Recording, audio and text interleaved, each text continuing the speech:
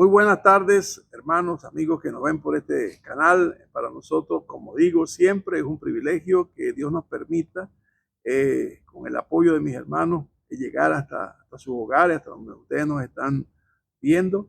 Y el privilegio que jamás podré compensar, sino simplemente agradecer a Dios, es el que me permita predicar su palabra. Hoy quiero hablar a la iglesia, a los creyentes, a los que se dicen creyentes, a los que confiesan a Cristo como Salvador. Porque sabe, una de las cosas que he dicho en las últimas semanas es que de todo lo que Dios nos ha dado, tendremos algún día que dar cuenta.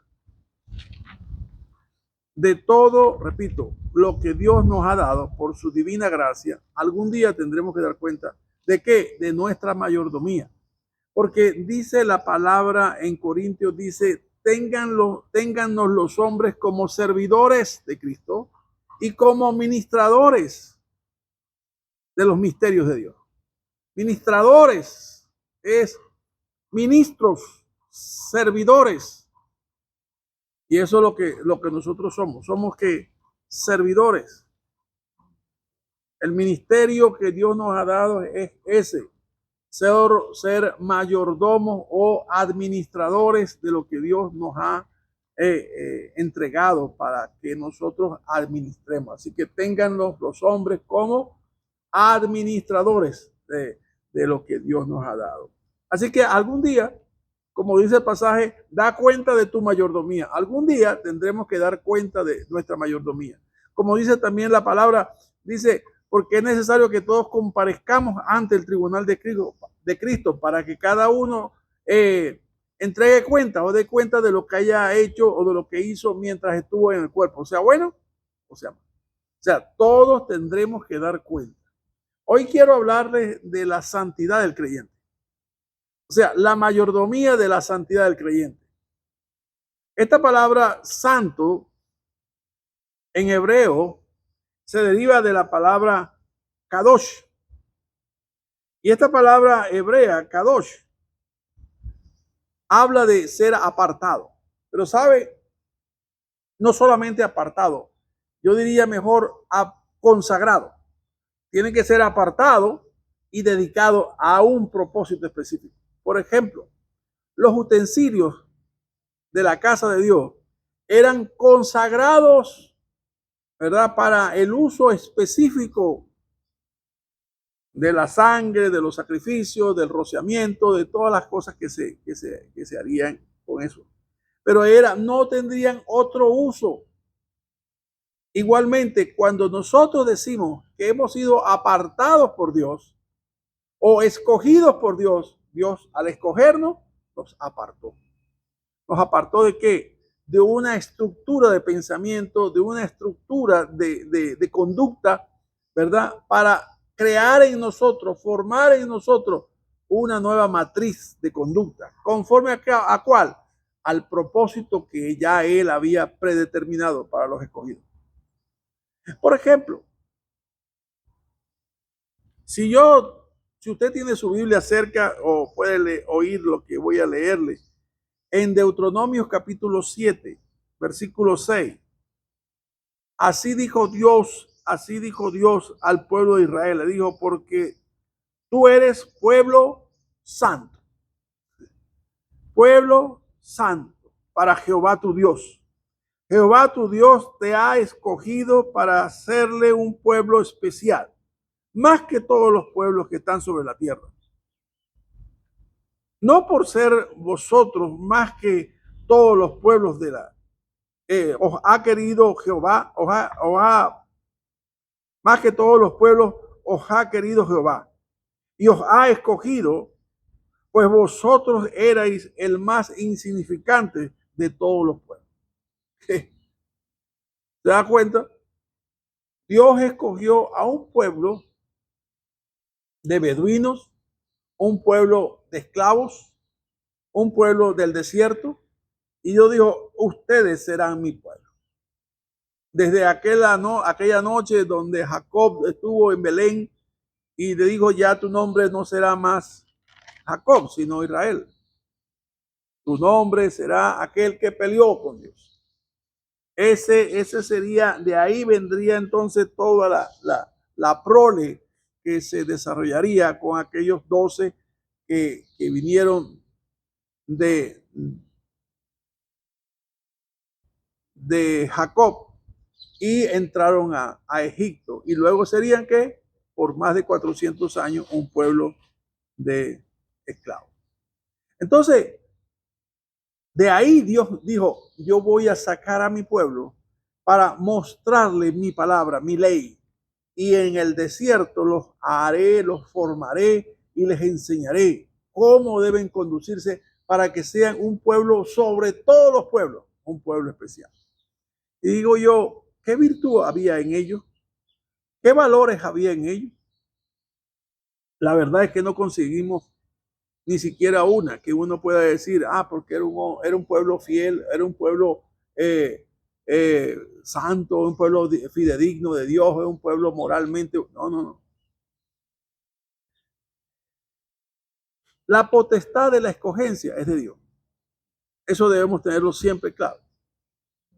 Esa palabra escoger o escogió Dios, ese verbo, es importante que lo traslademos a nuestro contexto también.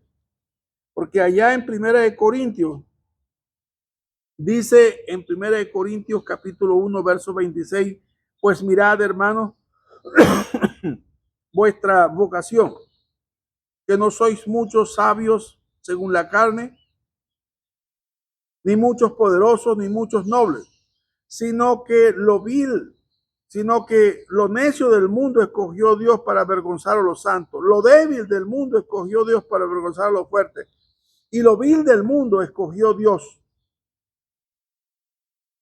Y lo menospreciado escogió Dios.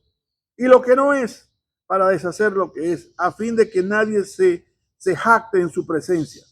Mas por él estáis vosotros en Cristo Jesús, el cual nos ha sido hecho por Dios sabiduría, justificación, santificación y redención.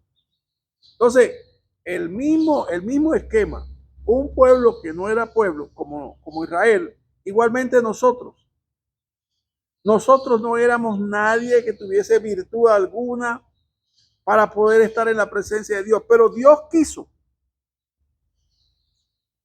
El alfarero quiso. Y no tiene potestad el barro sobre el alfarero, sino el alfarero sobre el barro.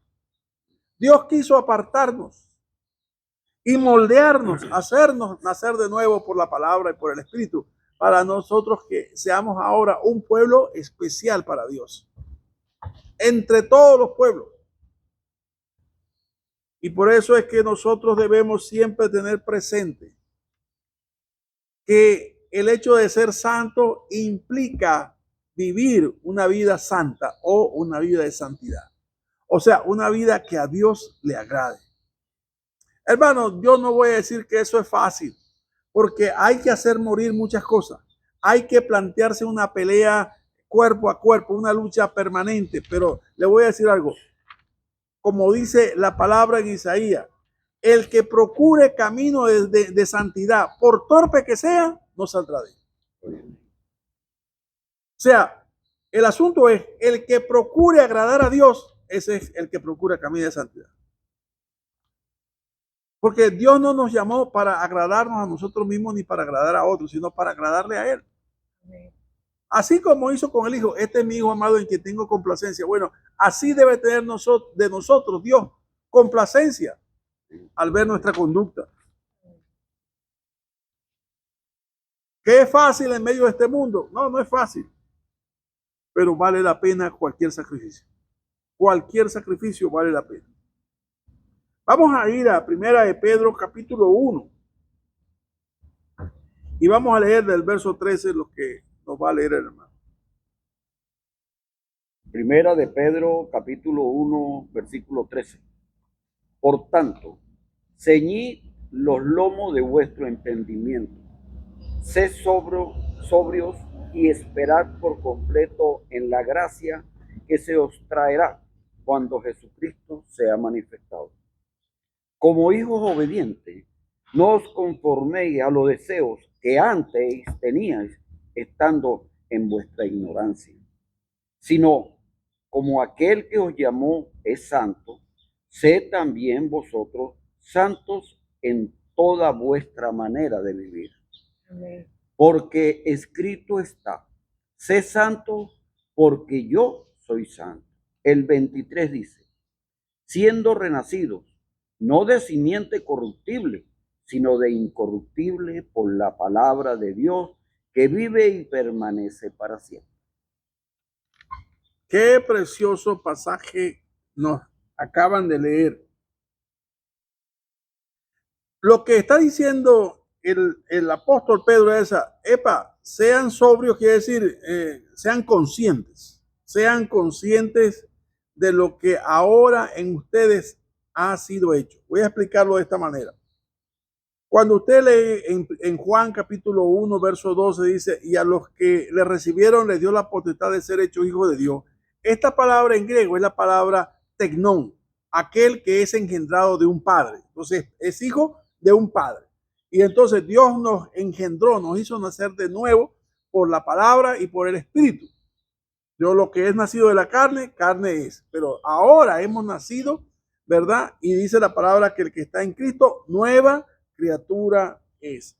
Ahora bien, la naturaleza del Espíritu de Dios es santa, como exactamente santo es el Padre.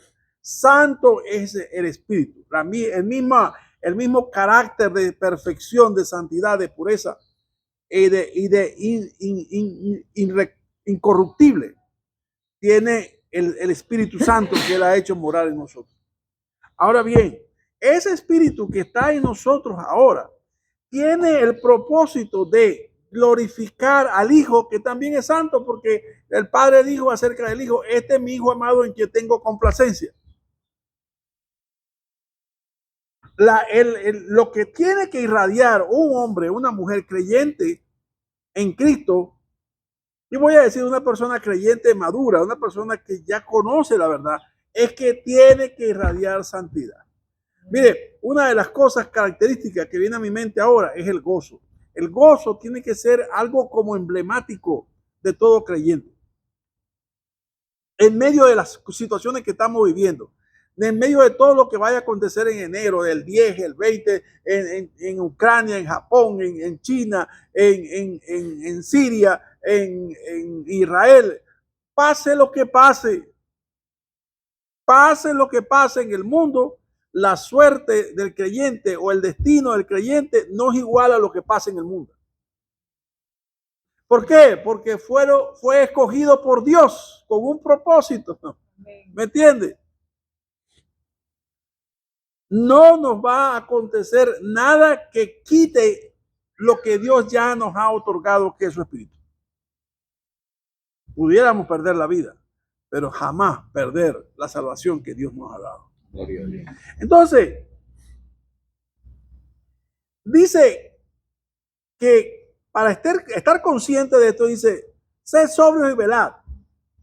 Porque el Padre dice que como el Padre es santo, el Hijo tiene que ser santo. Y si nosotros somos hijos, tenemos que entonces reflejar la santidad de nuestro Padre en nuestra conducta. ¿Cómo? Apartándonos del mundo. El mundo no tiene nada un creyente no tiene nada que buscar en el mundo. Un creyente no tiene nada que vestirse como se viste fulano o sultano o como se viste, no sé, las mujeres, las artistas. No tiene por qué vestirse así. Su vestido debe ser decoroso de ambos. En nada tenemos que copiar del mundo sus modas, ni sus dialectos, ni sus palabras. ¡Oh! Dice la palabra, vosotros sois nación santa, pueblo adquirido por Dios. ¿Entiende? Para que anunciéis las virtudes de aquel que os sacó o que os llamó de las tinieblas a su luz admirable. Perfectamente le dijo a Jeremías que se conviertan ellos a ti y no tú a ellos. Porque nadie en el mundo es llamado luz del mundo, solamente los escogidos. Vosotros sois la luz del mundo. Nadie es llamado sal de la tierra, solamente los escogidos. Vosotros sois la sal de la tierra. la sal, no una sal, la única sal, lo único que sala y lo único que ilumina son los verdaderos creyentes en Jesucristo. Y los verdaderos creyentes en Jesucristo tienen un patrón de vida, la santidad. Pero hay una lucha. Vamos a leer en Romanos capítulo 7 en adelante del versículo 15. Romanos capítulo 7, versículo 15 en adelante. Porque lo que hago no lo entiendo, pues no hago lo que quiero, sino lo que aborrezco, eso hago. Y si lo que no quiero, esto hago, apruebo que la ley es buena. De manera que ya no soy yo quien hace aquello, sino el pecado que mora en mí. Y yo sé que en mí, esto es, en mi carne, no mora el bien, porque el querer el bien está en mí, pero no el hacerlo. Porque no hago el bien que quiero, sino el mal que no quiero. Eso hago. Y si hago lo que no quiero, ya no lo hago yo, sino el pecado que mora en mí. Así que, queriendo yo hacer el bien, hallo esta ley, que el mal está en mí. Porque según el hombre interior, me deleito en la ley de Dios. Pero veo otra ley en mis miembros que se revela contra la ley de mi mente y que me lleva cautivo a la ley del pecado que está en mis miembros. Fíjense esta paradoja, diríamos, que señala Pablo a los romanos. Usted está en lucha, de gloria a Dios, porque está luchando. Porque los que están en el mundo no luchan, sino siguen la corriente del mundo. Pero usted está viviendo contra la corriente del mundo. Entonces usted es diferente. Eso nos tiene que diferenciar del mundo, que caminamos contra corriente. Porque el evangelio es contracultura. No podemos permitir que se nos arrastre a vivir o hacer lo que ellos hacen. Ni a llamar a lo malo bueno. No, ni a lo bueno malo. No. Si algo está malo, tenemos que declarar eso está malo. Conforme a la palabra, está malo. Y esta es la palabra nuestra, que es el canon, la medida, la regla que mide nuestra fe y nuestra conducta.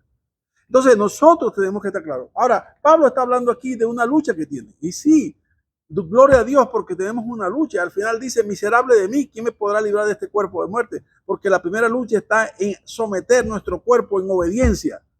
¿Me entiende? Desmontar lo que está viciado que venimos heredando de nuestros padres, de nuestra sociedad, de nuestra cultura, y empezar a montar un nuevo edificio, una nueva casa santa, agradable para Dios.